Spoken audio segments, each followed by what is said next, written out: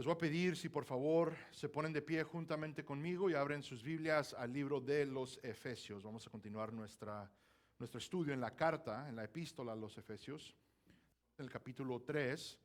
El día de hoy vamos a estar estudiando de los versículos 1 al 7, repasando el versículo 1, continuando hasta el 7. ¿Un amén cuando ya lo tengan, hermanos? Efesios 3, versículos 1 al 7.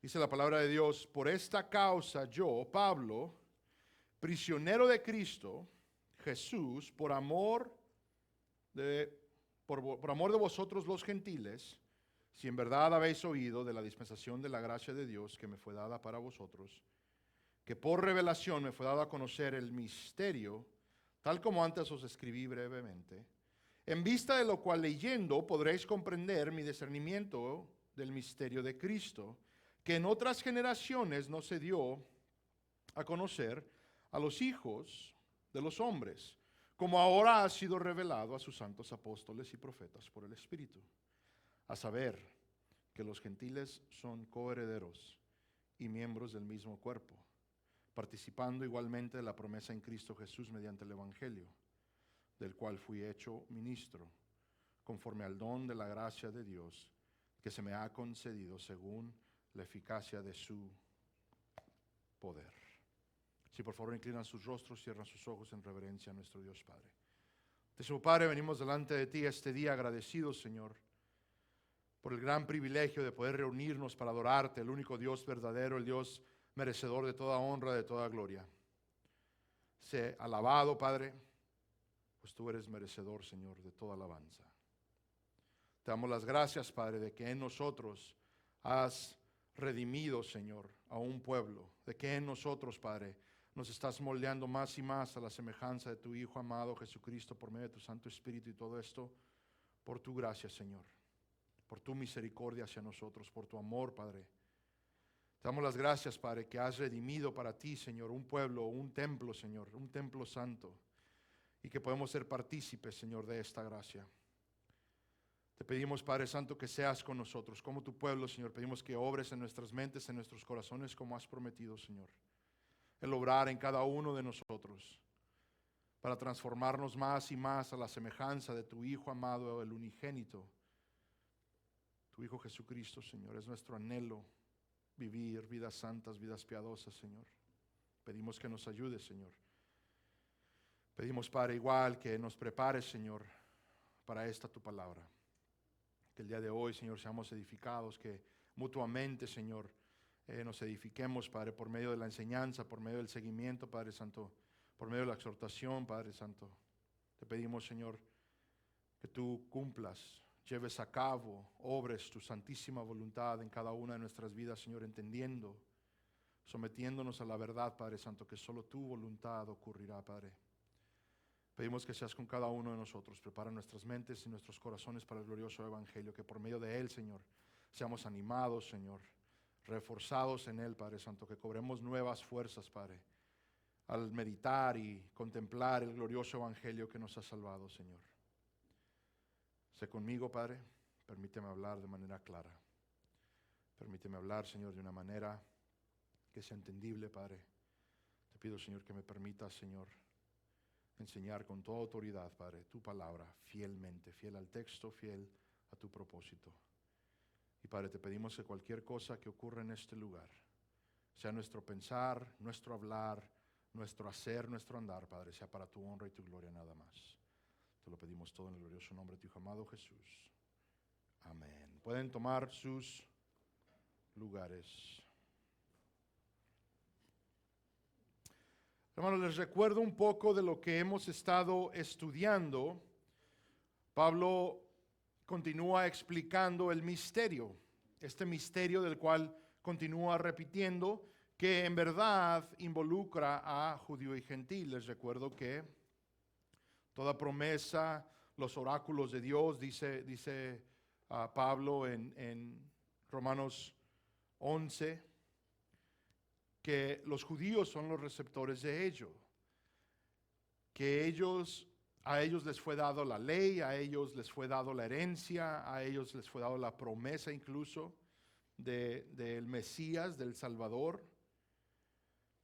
Y ocurría que había una división, lo hemos hablado bastante. Entonces, desde el capítulo 2, versículo 11 en adelante, Pablo empieza a aclarar que ahora, en estos días, por medio de Jesucristo, por medio del glorioso evangelio, se ha dado a entender de que el propósito, de que el plan de Dios siempre ha incluido al gentil. Ahora, el gentil viene siendo toda persona que no es judía de nacimiento. Hablando de que Dios no hace acepción de personas, como hemos leído en todo el libro de Hechos y como vimos que el evangelio va expandiéndose por todo el mundo. Y Pablo continúa reenfatizando este punto. Tenemos que acordar el contexto de varias cosas que están ocurriendo, pero Pablo está hablando a la iglesia en Éfeso, la iglesia llena de gentiles, aclarándoles que para ellos también es la promesa, para ellos también son las promesas de Dios y la esperanza en Cristo Jesús. Ahora, una de las cosas que ocurre es que cuando él continúa explicando todo esto, concluye, ¿verdad? Lo que es su punto de que ahora no hay distinción entre judío y gentil, lo predica, lo escribe en varias cartas. Una de las cosas que ocurre en el capítulo 3 es de que él, como acostumbra, por la razón de que compartimos en Cristo, dice que él dobla sus rodillas. Van a ustedes ver en el versículo 14. Ahora, una de las cosas que vimos la semana pasada es de que Pablo está en cadenas, está encarcelado. Él ha escrito a esta iglesia estando encarcelado, arrestado por Roma por su ministerio a los gentiles. Entonces hoy vamos a ver un poquito acerca de ese ministerio, pero les recuerdo, una de las cosas que vimos la semana pasada es de que Pablo lo considera como algo que Dios así quiso. Él menciona que él no es prisionero de Roma, él no es prisionero del César, él es prisionero de Cristo. Cristo así es la voluntad para su vida por amor de los gentiles. Y eso es lo que vemos en el versículo 1. Ahora, una de las cosas que les recuerdo es de que del versículo 2 al 13 es como un paréntesis. Pablo va a volver a reiterar exactamente todo lo que mencionó en el capítulo 2, pero aclarando de un nuevo ángulo estas verdades, este misterio. Entonces, eso es lo que estamos estudiando el día de hoy. Ahora, para nosotros, lo importante, hermanos, es de que nosotros veamos cómo Dios obrando en Pablo es un muy buen ejemplo para nosotros los que el día de hoy ahora formamos parte de su iglesia. Pero vamos a ir estudiando versículos por versículos como hemos acostumbrado. Hay varias cosas en esta sección del versículo 2 al 13. Vamos a indagar un poco en varias cosas y finalmente entender lo que es ser un siervo de Dios. Capítulo 3, versículo 1 y 2. Por esta causa, yo Pablo, prisionero de Cristo Jesús, por amor de vosotros los gentiles, si en verdad habéis oído de la dispensación de la gracia de Dios que me fue dada para vosotros. Una vez más, Pablo reconoce al Dios soberano, que Cristo es soberano. Una de las cosas que aquí ocurre, en el versículo 2, nuestras traducciones son un poquito interesantes, porque literalmente es como una pregunta retórica. No está preguntando si tal vez han escuchado acerca de la gracia de Dios que fue dada a Pablo, pero es como en el lenguaje original, en el griego, literalmente lo que comunica sería como que seguramente han escuchado. ¿Okay? Como Pablo aclarando, recordándoles, simplemente citando algo que es obvio. Seguramente han escuchado de la gracia que ha sido derramada sobre mi vida. Es lo que Pablo está literalmente diciendo en el versículo 2. ¿Okay? Entonces por eso él va a continuar, porque acuérdense, lo que viene a memoria cuando él está hablando de su encarcelamiento, de que él es prisionero, veremos al final que es para la gloria de los gentiles, para que ellos sean animados, que no sean desanimados, mejor dicho. Notemos que vemos la palabra dispensación. Si en verdad habéis oído de la dispensación de la gracia, es muy común el día de hoy enfocarnos en el significado contemporáneo de esa palabra y confundirnos un poco. En este caso escuchamos la palabra dispensación y tal vez nos viene a mente cuestiones escatológicas, ¿correcto? Pero la palabra literalmente es oikonomía, de donde sacamos nuestra palabra economía. Habla de mayordomía o de administración, incluso tal vez algunas de sus traducciones dice administración. Un término financiero, podríamos decir, en el sentido de que habla de alguien que maneja los asuntos propietarios de otra persona. En este caso específico, Pablo se nombra el mayordomo de la gracia de Dios. Una vez más, si volvemos a traducir el versículo, sería: seguro conocen la administración de la gracia de Dios que me fue dada hacia ustedes los gentiles. Pablo literalmente aclara que esta gracia es de Dios. Él llega a ser el mayordomo de la gracia de Dios hacia los gentiles, reconociendo que es de Dios y que Dios mismo se lo ha confiado a él. Este concepto será muy importante para nosotros el día de hoy. Continuemos. Que por revelación me fue dado a conocer el misterio, tal como antes os escribí brevemente. Pablo es claro que lo que enseña no es algo propio. Y lo he mencionado varias veces porque sí existen acusaciones de que Pablo ha tomado el mensaje del Evangelio cuando él dice mi Evangelio, usa cierto lenguaje, y muchos le han acusado de que él ha inventado algo, que esto no se conocía antes porque es Pablo quien lo está estableciendo. Y Pablo a continuo es claro que esto es un misterio de Dios, que Dios es el arquitecto de ello. Y ahora simplemente ha sido revelado y ahora Pablo ha sido encomendado en llevar a cabo este ministerio hacia los gentiles. ¿Y qué es ese misterio? De que el gentil formaría parte de la iglesia gloriosa de Cristo, formaría parte de su pueblo, que somos coherederos juntamente con Cristo. Dios le ha dado a conocer el misterio que ahora sale a la luz en Cristo Jesús. De nuevo, algo que no es propio, no es algo que él ha inventado, ninguna persona se lo ha enseñado, sino que él lo recibió por revelación de Dios. Noten una vez más que por revelación me fue dado. En Gálatas 1, 11 al 16 argumenta lo mismo. Pues quiero que sepáis, hermanos, que el evangelio que fue anunciado por mí no es según el hombre. Una vez más aclarando, pienso que no puede quedar más claro. Pues ni lo recibí de hombre, ni me fue enseñado, sino que lo recibí por medio de una revelación de Jesucristo. Ok, Jesucristo mismo le ha instruido. Porque vosotros habéis oído acerca de mi antigua manera de vivir en el judaísmo, de cuán desmedidamente perseguía yo a la iglesia de Dios y trataba de destruirla, y cómo yo aventajaba en el judaísmo a muchos de mis compatriotas contemporáneos, mostrando mucho más celo por las tradiciones de mis antepasados. Pero cuando Dios, que me apartó desde el vientre de mi madre y me llamó por su gracia, tuvo a bien revelar a su Hijo en mí, para que yo le anunciara ¿entre quién? Entre los gentiles. No consulté enseguida con carne y sangre. Ahora, es importante de nuevo estos versículos para nosotros el día de hoy.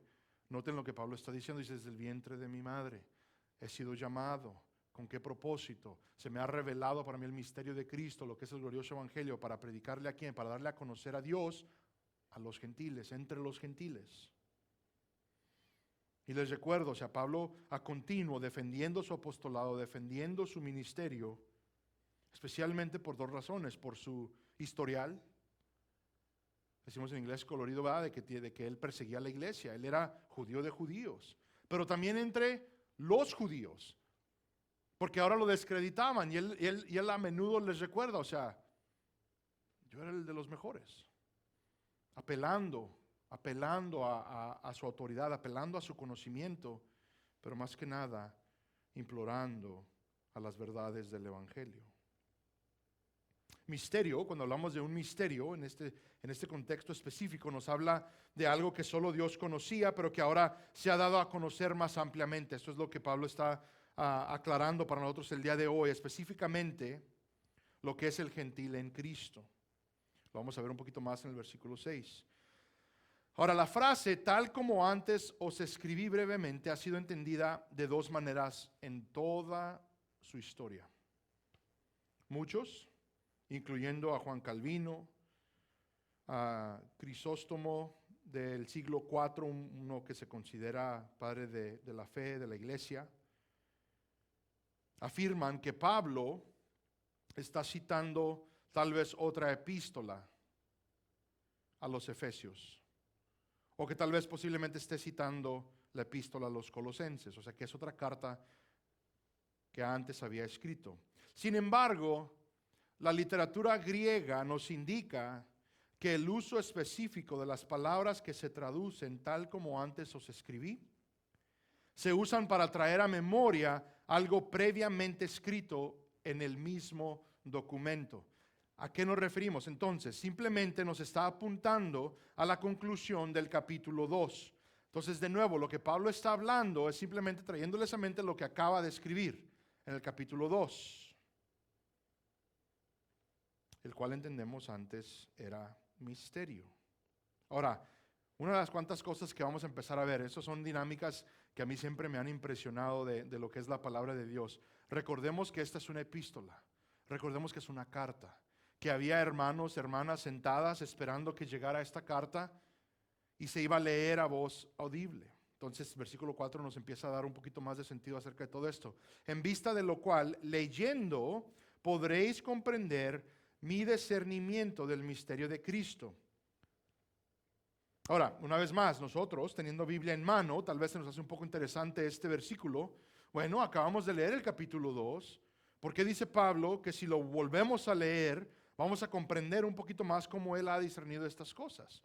Lo que él está explicando, porque él básicamente está diciendo lo que yo he dicho, si simplemente lo vuelven a leer, van a concluir por qué creo lo que creo y por qué estoy explicando lo que explico. Una vez más, pongámonos en el contexto de esta iglesia. Se recibe esta carta, se lee audiblemente. Como era costumbre, la carta se va a copiar. Muchos van a estar en posesión de ella y pueden entonces leerla y estudiarla. Imagínense, lo que se está hablando es de que, como el día de hoy, si yo estoy predicando, lo típico es de que ustedes no van a levantar la mano para preguntarme algo, no es la dinámica típicamente. Pero eventualmente, si lo vuelven a escuchar o lo vuelven a repasar, entonces tal vez algo se les hace claro, es el punto nada más. Estamos hablando simplemente de dinámicas humanas de las cuestiones auditorias, ¿verdad? De cómo podemos tal vez no entender un punto, no nos queda claro hasta que lo volvemos a repasar. Es todo, cuestiones humanas de esta carta. Y Pablo dice, vuelvan a leer lo que escribí. Para nosotros el final del capítulo 2 y dirá el oyente, ok, entiendo lo que ha concluido Pablo al volverlo a leer. Pablo simplemente apela a que por gracia de Dios, por revelación del misterio a él y por su ministerio dado por Cristo a los gentiles, que la información es veraz, es verdadera. Pablo no ha inventado estos conceptos, sino que son verdades directamente reveladas por Dios mismo. A los corintios les confirma algo similar, dando validez al conocimiento que tiene por gracia de Dios. En 2 de Corintios, capítulo 11, versículo 6, se los leo. Pero aunque yo sea torpe en hablar, no lo soy en el conocimiento. De hecho, por todos los medios os los hemos demostrado en todas las cosas. Imagínense, Pablo a continuo teniendo que defender lo que habla, lo que dice, lo que escribe. Y una de las cosas que comenzamos a ver es de que Pablo va a apelar a su conocimiento. Él dice, o sea, yo conozco de estas cosas, las entiendo. Esa es su autoridad apostólica, entendiendo, siempre dándole crédito a la gracia de Dios. Es importante que los que están escuchando esta palabra, los que están escuchando la epístola que se está leyendo, entiendan de que Pablo es alguien al cual pueden confiar. Porque de nuevo, les recuerdo, pongámonos en el contexto para entender esta dinámica. De nuevo, para nosotros, pues lo acabamos de leer, se nos ha explicado, tal vez lo entendamos. Pero para el oyente. Y acuérdense que también esta carta se va a enviar a otras iglesias en un contexto donde existía una división muy grande entre judío y gentil. Entonces, que Pablo hable de esta unión que ahora existe en Cristo es algo que literalmente trastorna a todo el mundo. Todo cómo opera el mundo ahora es algo que se introduce completamente nuevo que nunca se hubieran imaginado. De que ahora en Cristo el judío y el gentil son uno. ¿Ok? Y ahora ambos copartícipes en el Evangelio, ahora ambos coherederos, como vamos a ver un poquito más adelante, ahora ambos pueblo de Dios. Primero que nada, que un judío escuchara que el gentil iba a formar parte del pueblo escogido de Dios era blasfemia. Pablo está encarcelado por su ministerio a los gentiles. Para el gentil, acuérdense, porque esto va de dos maneras. Nosotros tal vez nos sentimos, bueno, nosotros somos los gentiles, entonces entendemos el odio que se nos tenía, pero era viceversa. El gentil también odiaba al judío por lo mismo, porque el gentil era politeísta. Entendían que la idea era de que se adoraba a varios dioses. Y qué arrogante pensar que solo hay un Dios y que es el único Dios verdadero. O sea, entendamos de nuevo lo que está ocurriendo. Para el gentil, ven al judío y dicen, oye, ¿cómo que tú tienes el único Dios? No negando al Dios de los judíos, sino simplemente argumentando que no puede ser el único, pues mira los miles que nosotros tenemos. Entonces la dinámica va de los dos lados, de nuevo. Por eso esta información de que el judío y el gentil ahora son uno en Cristo es algo completamente nuevo. Y Pablo continuó citando que esto es revelación por revelación de Dios, que es el propósito de Dios en la salvación. Bueno, leamos todo el pensamiento junto, versículo 4, Efesios 3, versículo 4 en adelante. En vista de lo cual leyendo podréis comprender mi discernimiento del misterio de Cristo, que en otras generaciones no se dio a conocer a los hijos de los hombres, como ahora ha sido revelado a sus santos apóstoles y profetas por el Espíritu. Ahora, aquí vamos a ver dos cosas que se nos aclaran bastante para nosotros. Sabemos que Dios ha salvado por fe desde el inicio. Incluso Hebreos 11, el capítulo de la fe y los héroes de la fe, indica que los santos redimidos del Antiguo Testamento tenían suficiente información para creer en Dios y su plan de redención. Muchas veces preguntan muchos, incluso lo hacen para argumentar en contra de la fe. Bueno, si las personas antes de Cristo no conocían de Cristo y tú estás diciendo que solo en Cristo hay salvación, ¿cómo se salvaron ellos? Esa es la pregunta, ¿verdad? Un poquito con el propósito de argumentar. Pero de nuevo, el Nuevo Testamento nos indicaría que fue por fe, por confiar en la promesa de Cristo, no necesariamente en la obra específica, detalladamente en la obra de Cristo, sino que el simple hecho de la promesa de Cristo, que Él vendría, que vendría un Mesías, que vendría un Salvador. Sabemos que en el Antiguo Testamento no había sido específicamente revelado. A esto es lo que Pablo nos está ahora confirmando. Ahora en Cristo Jesús, por medio de su obra y por el Espíritu, sabemos con detalle exacto lo que Dios estaba haciendo, lo que Dios ha hecho y lo que Dios va a hacer. Lo que Dios va a hacer, lo que hará en Cristo Jesús, el Redentor y Rey. Pablo argumenta que lo que se ha entendido es por capacitación del Espíritu Santo. Entonces notemos, no se ha entendido completamente antes, ahora ha sido revelado y Pablo explica, y esto se entiende por medio de el Espíritu Santo. El Espíritu capacitó a los santos apóstoles y profetas del Nuevo Testamento a entender estas verdades. Han sido reveladas, comprendidas y ahora deben ser proclamadas a los confines de la tierra. Es el punto de Pablo. Consideremos otras citas acerca de todo esto y pongamos atención un poco al lenguaje implementado. 1 Corintios 2, les leo del 6 al 10. Sin embargo, hablamos sabiduría entre los que han alcanzado madurez, pero una sabiduría que dice ahí, no de este siglo, ni de los gobernantes de este siglo, que van desapareciendo, sino que hablamos sabiduría de Dios en misterio, la sabiduría oculta que desde antes de los siglos Dios predestinó para nuestra gloria, la sabiduría que ninguno de los gobernantes de este siglo ha entendido. Porque si hubieran entendido, no habrían crucificado al Señor de gloria, sino como está escrito, cosas que ojo no vio, ni oído oyó, ni han entrado al corazón del hombre, son las cosas que Dios ha preparado para los que le aman. Noten el versículo 10, pero Dios nos las reveló por medio del Espíritu, porque el Espíritu todo lo escudriña, aún las profundidades de Dios. Una de las preguntas típicas que ocurre, ¿verdad? Bueno, pero si Cristo había sido revelado, si se había explicado todo lo que Cristo iba a hacer y lo que debería hacer, ¿por qué entonces los judíos no lo vieron? Y en verdad hay dos respuestas. Hay dos respuestas, dos respuestas válidas. Primero que nada, una de las cosas que ocurre es de que hay un juicio en contra del pueblo. Son cegados a estas verdades. ¿Okay? Y dos, otra cosa que ocurre, como estamos viendo el día de hoy, es de que las cosas no fueron dejadas claras específicamente. No es hasta que llega Cristo Jesús que entonces, como decimos los hispanos, cae el 20, ¿no? Que se empieza a conectar ahora sí todo el Antiguo Testamento. Toda promesa, toda profecía acerca del Mesías, llega a Cristo y empieza ahora sí a tener sentido y se conecta específicamente a Él. Cristo mismo desde el inicio, siempre lo citamos.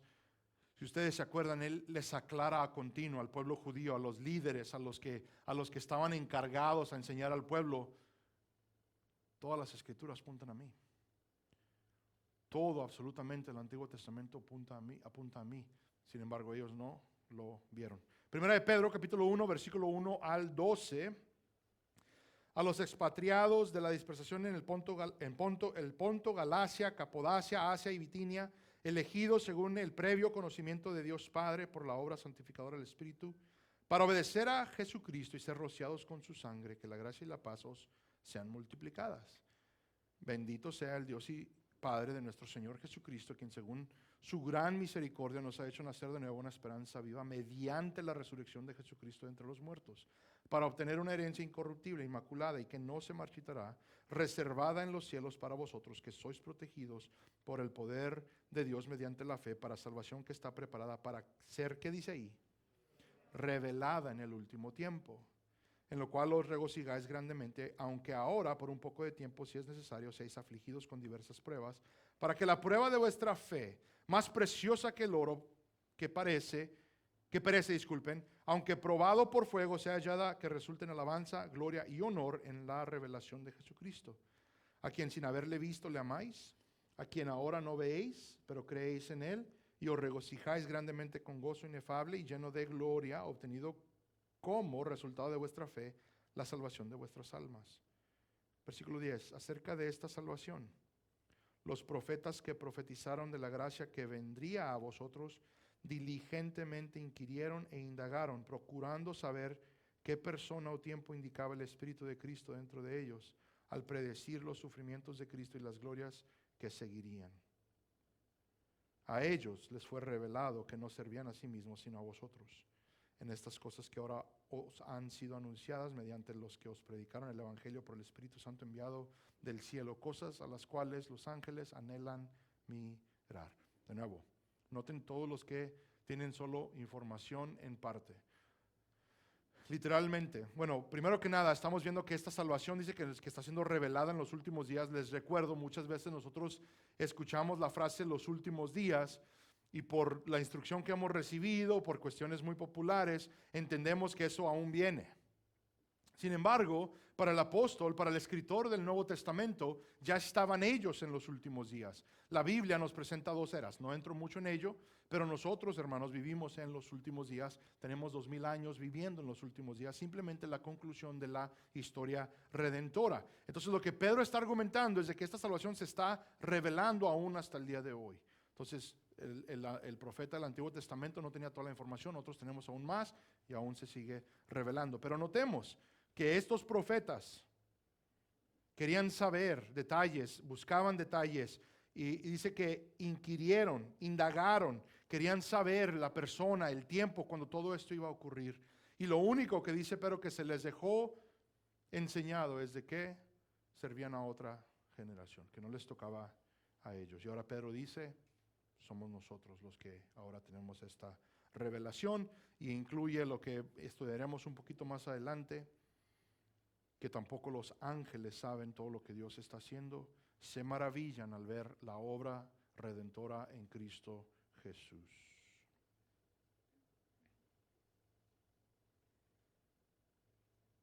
Pablo dice, pero ahora ha sido revelado el misterio. El Espíritu revela el misterio, el Espíritu da comprensión al misterio y el Espíritu propaga el misterio a todos.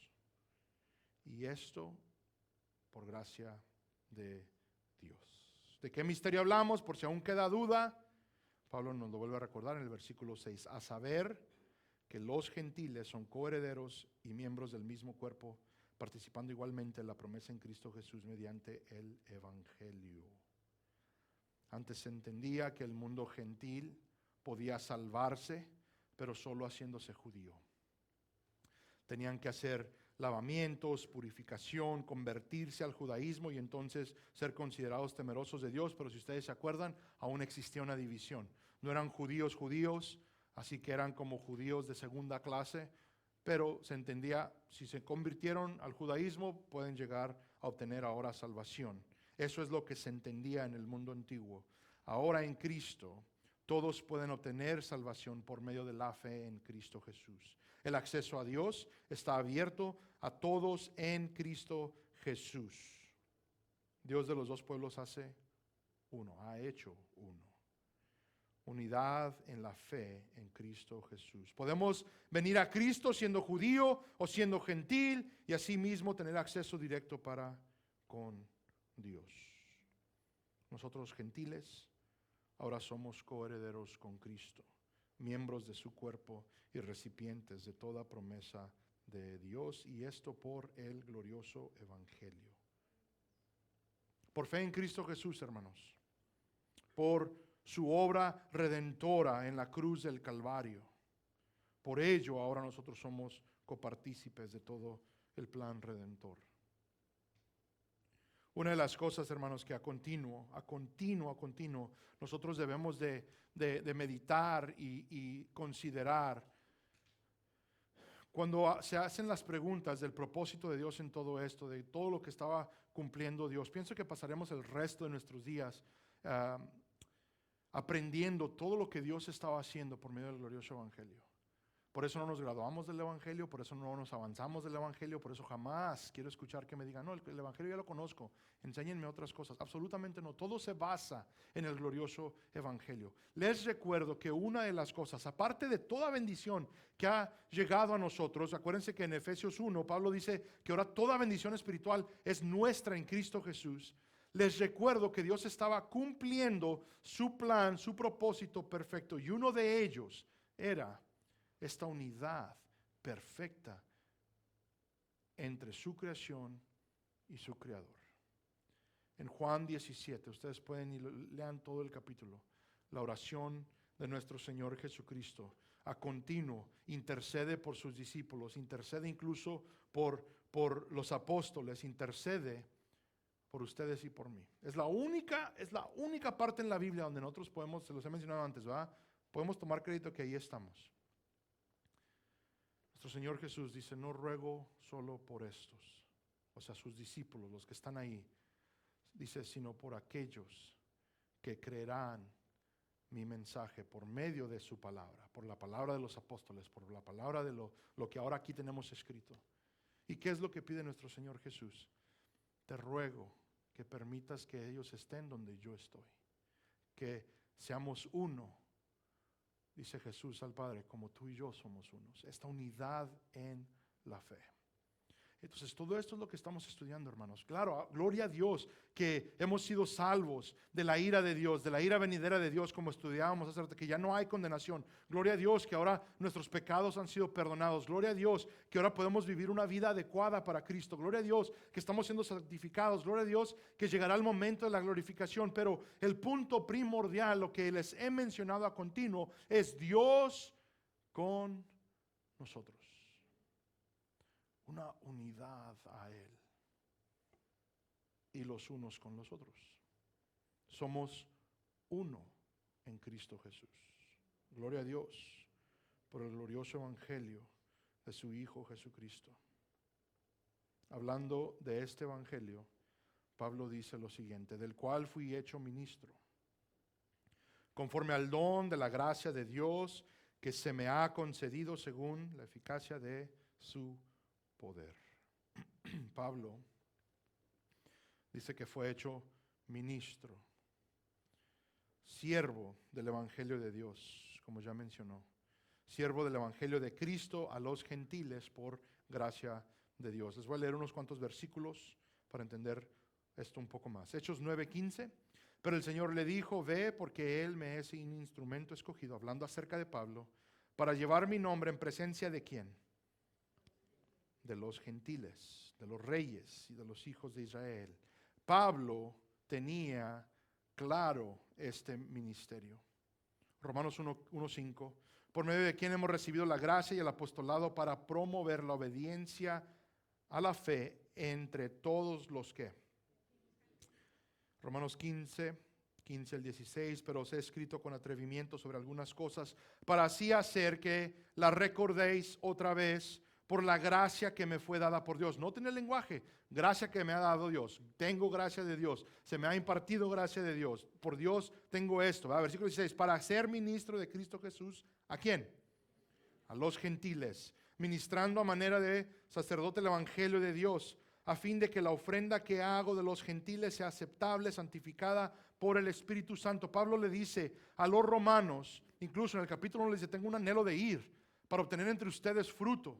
Pero él dice que mi ofrenda de los gentiles convertidos sea aceptable, santificada por el Espíritu. Este es el propósito, este es el ministerio de Pablo, de que haya convertidos entre los gentiles, el anunciar el glorioso evangelio y que estos, los gentiles, lleguen a fe. Gálatas 1, 13 al 16, porque vosotros habéis oído acerca de mi antigua manera de vivir en el judaísmo, de cuán desmedidamente perseguía yo a la iglesia de Dios y trataba de destruirla, y como yo aventajaba en el judaísmo a muchos de mis compatriotas contemporáneos, mostrando mucho más celo por las tradiciones de mis antepasados. Pero cuando Dios, que me apartó desde el vientre de mi madre y me llamó por su gracia, tuvo a bien revelar a su Hijo en mí para que yo le anunciara. ¿Entre quién?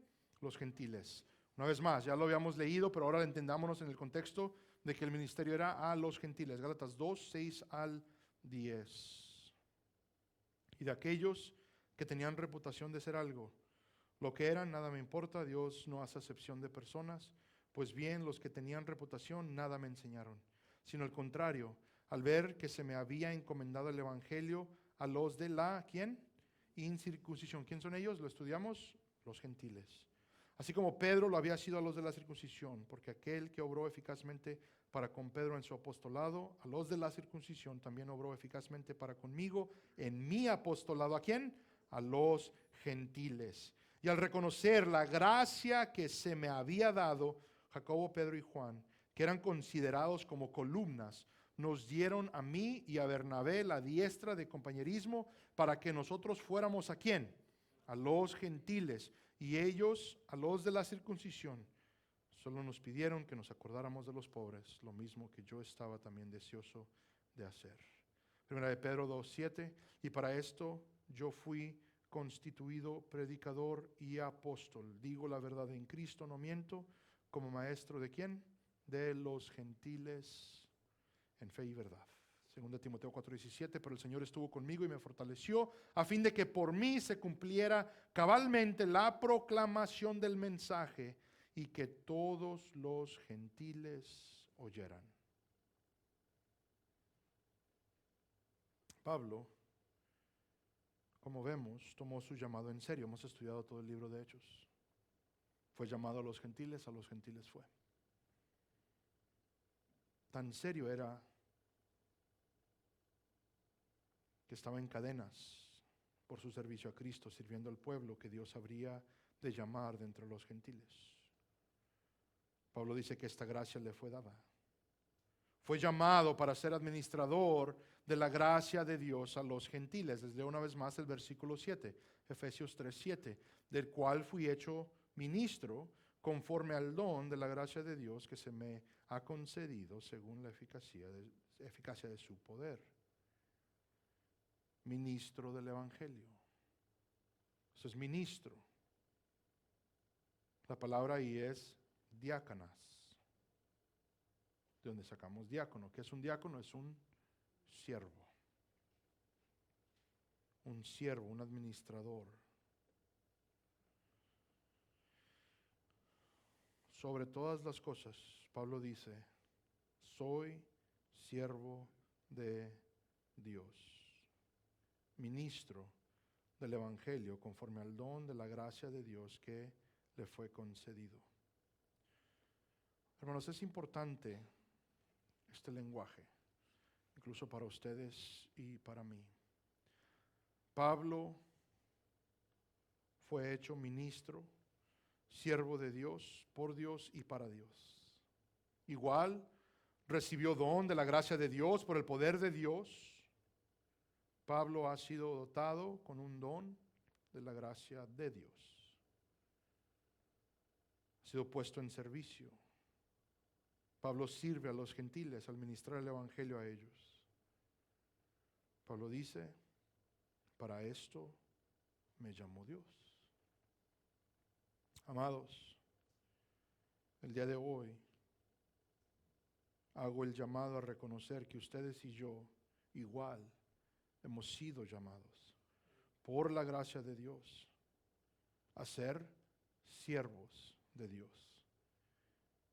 Y también hemos sido llamados igual que Pablo, igual que Pedro, igual que todo apóstol, igual que todo otro creyente en la historia de la iglesia, ha sido llamado a ser administrador de la gracia, la gloriosa gracia de Dios. La palabra de Dios es clara, hermanos. Hemos recibido la gracia de Dios en la salvación, gloria a Dios por ello, y hemos recibido gracia de Dios para ser ministros del Evangelio. Claro, Pablo recibe un llamado especial considerando su ministerio, considerando el contexto, considerando lo que leemos, siendo él un apóstol, nosotros no. Pero todos, al ser llamados a salvación, somos llamados al servicio. Todo esto vemos hoy en Pablo. Recibimos gracia de Dios a salvación, gracia de Dios al servicio del Evangelio para proclamar su grandeza a toda criatura. Ahora quiero aclarar, porque tal vez en el contexto en el que nos encontramos el día de hoy de la iglesia, tenemos una idea un poco diferente. A la iglesia vamos para ver qué podemos recibir, para ver qué podemos conseguir, para ver qué puede hacer la iglesia por nosotros. Un mensaje que les he predicado varias veces. Somos llamados como cristianos al servicio de Dios. Eso significa que si el día de hoy tú has puesto tu fe en Cristo Jesús, tienes una responsabilidad de servirle a Dios. Y esto es en varias cosas, en varios contextos.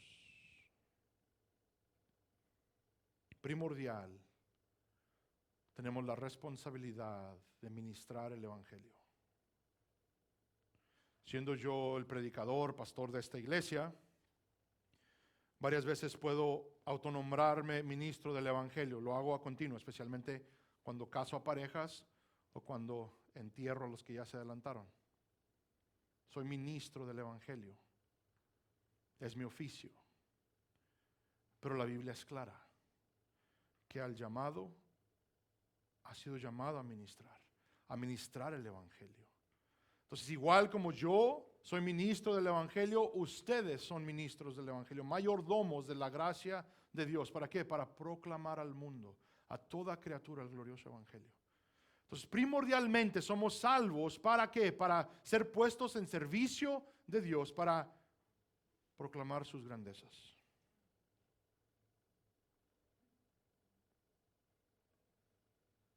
Pero no lo es todo. También hemos recibido gracia de Dios, equipándonos con diversos dones para el servicio en este su templo santo, la iglesia de Cristo. Ahora vamos a ver esto un poquito más adelante en Efesios 4, con más profundidad, pero visitemos esto un poco en la carta de Pedro en anticipación. Primera de Pedro 4, 1 al 11, se los leo. Por tanto, puesto que Cristo ha padecido en la carne. Entonces notemos lo que califica esto. ¿Qué dice Pedro? Por el simple hecho de que Cristo ha muerto. ha muerto por nosotros, ha muerto por nuestros pecados, porque hemos recibido la salvación, ¿verdad? Armaos también vosotros con el mismo propósito.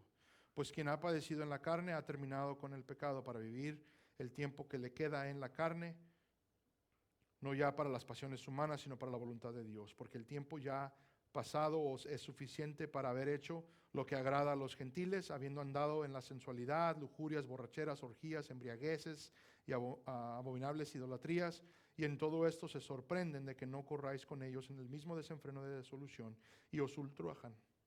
Pero ellos darán cuenta a aquel que está preparado para juzgar a los vivos y a los muertos, porque con este fin fue predicado el evangelio aún a los muertos, para que, aunque sean juzgados en la carne como hombres, vivan en el espíritu conforme a la voluntad de Dios. Mas el fin de todas las cosas se acerca. Sed pues prudentes y de espíritu sobrio para la oración. Sobre todo, sed fervientes en vuestro amor los unos por los otros, pues el amor cubre multitud de pecados. Sed hospitalarios los unos para con los otros, sin murmuraciones. Versículo 10. Según cada uno ha recibido un don especial, úselo, sirviéndoos los unos a los otros, noten el lenguaje, como buenos administradores de la multiforme gracia de Dios. El que hable conforme a la palabra de Dios, y el que sirve, que lo haga por la fortaleza que Dios da, para que en todo Dios sea glorificado mediante Jesucristo, a quien pertenece la gloria y el dominio por los siglos de los siglos. Amén. Cito esto porque Pablo acaba de mencionar, he sido hecho mayordomo, administrador, ministro de la gracia de Dios. Y Pedro nos indica que ahora todos nosotros somos administradores y somos llamados a ser buenos administradores. El contexto habla de dones. El día de hoy preguntaría, ¿qué don has recibido? ¿Conoces qué don o qué dones te ha dado Dios? En Cristo, seguramente la gracia de Dios ha sido derramada sobre tu vida. Si has puesto tu fe en Cristo, esta es una realidad. Vemos ahora en esto, somos llamados al servicio de Dios. Quiero ser claro, no puede existir un cristiano que no sirva. No concuerda con el récord bíblico. El día de hoy se ha permitido que cristianos en diferentes lugares por mucho tiempo vengan y no hagan nada. Pero no es a lo que hemos sido llamados. No hemos sido llamados a simplemente venir.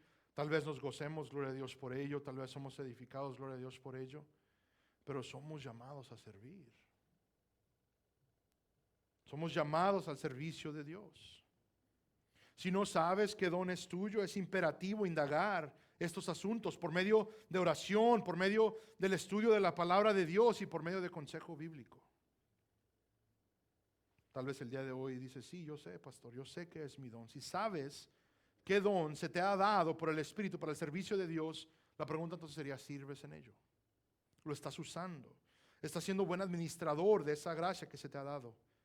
Podemos decir con toda confianza que ejercitamos el don que se nos ha dado. Pero la pregunta sería si lo hacemos a la perfección, y la idea es de que siempre podemos mejorar. Amén. Si el día de hoy estamos aquí y dices, pastor, yo sí sé mi don y incluso lo ejercito, es muy fácil decir, entonces el día de hoy no es el sermón para mí. Pero no, el punto es de que siempre podemos hacer las cosas mejor. Somos llamados a ser buenos administradores de la gracia de Dios en todas sus formas. Seamos hallados en fidelidad a esto, hermanos, por la gracia de Dios. Una de las cosas muy importantes para nosotros. Vemos a continuo los ejemplos en la Biblia y lo único que vemos son almas transformadas, conformadas a la imagen de Cristo, salvadas por el glorioso evangelio, inmediatamente puestas a servicio. El día de hoy existe una iglesia para el consumidor. Si no les gusta ciertas cosas aquí, se van y encuentran otro lugar y lo reciben bien.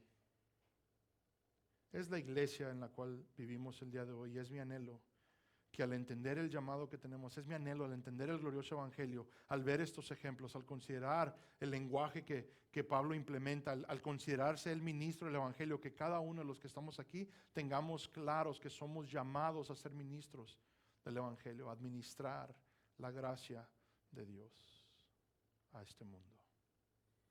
Y esto se hace por medio de la proclamación del evangelio y por medio de usar nuestros dones para edificarnos los unos a los otros. Es el llamado del evangelio. De nuevo, Cristo viene, vive, ejemplificando el servicio. ¿Ok? Perfectamente, porque nosotros no lo íbamos a hacer y no podíamos. Entonces vive perfectamente. Es puesto a muerte. ¿Para qué? Para redimir para sí un pueblo de entre judío y gentil. Para proveer salvación a los que estaban lejos, para proveer salvación a los suyos. Va a la cruz, sufre la ira de Dios para que entonces ustedes y yo no tengamos que sufrir esa ira. Lo que hablábamos esta mañana en la escuela dominical, que hemos sido salvos de la ira de Dios. Ya no la vamos a experimentar. Romanos 8 nos dice que no hay incluso condenación para aquellos que están en Cristo Jesús. Libres de condenación, hermanos, los que estamos aquí. Resucita el tercer día, en victoria, en una resurrección gloriosa, proveyendo para nosotros, cumpliendo la salvación. Ahora tenemos un pase libre a la eternidad con Dios. Y es ahí donde existe la desconexión. De que porque no hacemos nada para obtenerlo y sabemos que no hacemos nada para mantenerlo, pues entonces no hacemos nada. Pero la Biblia hace un llamado a que si el día de hoy tú te encuentras en Cristo, has puesto tu fe en Cristo Jesús, el deseo de Dios, Pablo lo viene diciendo desde el capítulo 2, de que andemos en buenas obras, de que sirvamos a Dios. Somos mayordomos de la gracia que ha sido derramada sobre nosotros. No sé si hemos considerado ello, pero en nosotros existe la posibilidad de dispersar esa gracia a los demás al predicar el evangelio y al servirnos los unos a los otros.